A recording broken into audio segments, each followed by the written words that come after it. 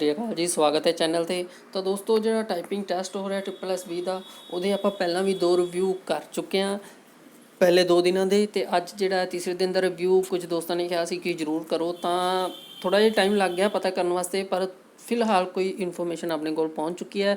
ਉਹ ਇਨਫੋਰਮੇਸ਼ਨ ਕਿੰਨੀ ਕੁ ਸਹੀ ਹੈ ਹੁਣ ਆਪਾਂ ਇੱਥੇ ਦੱਸਦੇ ਹਾਂ। ਤਾਂ ਦੇਖੋ ਜੀ, ਇਹ ਤਾਂ ਪਹਿਲਾਂ ਵਾਲਾ ਹੈ ਆਪਣੇ ਕੋਲ ਸਾਰਾ ਕੁਝ, ਅਤੇ ਟੈਸਟ ਜਿਹੜਾ ਉਹ ਪਹਿਲਾਂ ਦੇ ਵਾਂਗ ਹੀ ਹੋ ਰਿਹਾ ਹੈ।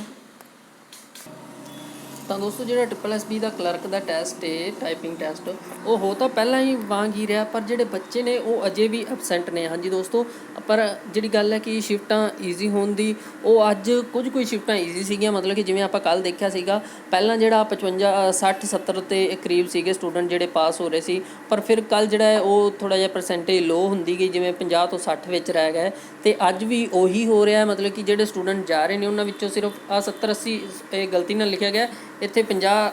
ਆਹ ਦੇਖੋ ਦੋਸਤੋ, 70 80 ਤਾਂ ਜਿਹੜੇ ਨੇ ਬੱਚੇ ਉਹ ਜਾ ਰਹੇ ਨੇ, ਮਤਲਬ ਕਿ 10 20% ਤਾਂ ਦੋਸਤੋ ਐਬਸੈਂਟ ਹੁੰਦੇ ਹੀ ਹੁੰਦੇ ਨੇ।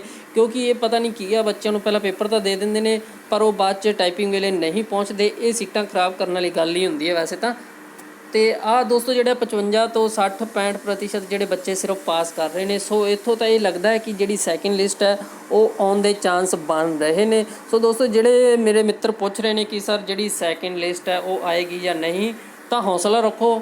ਲੱਗਦਾ ਹੈ ਕਿ ਕਨਫਰਮ ਹੋ ਚੁੱਕਿਆ ਕਿ ਸੈਕਿੰਡ ਲਿਸਟ ਹੁਣ ਜ਼ਰੂਰ ਆ ਸਕਦੀ ਹੈ, ਕਿਉਂਕਿ ਜਿਹੜੇ ਬੱਚੇ ਕੁਆਲੀਫਾਈ ਕਰ ਰਹੇ ਨੇ ਉਹ ਬਹੁਤ ਹੀ ਘੱਟ ਨੇ। ਕਿਉਂਕਿ ਇਹਨਾਂ ਨੇ ਕਿਹੜਾ ਆਪਾਂ ਨੂੰ 10 ਗੁਣਾ ਬੁਲਾਏ ਨੇ, ਸਿਰਫ 2 ਗੁਣਾ ਸਟੂਡੈਂਟ ਬੁਲਾਏ ਨੇ।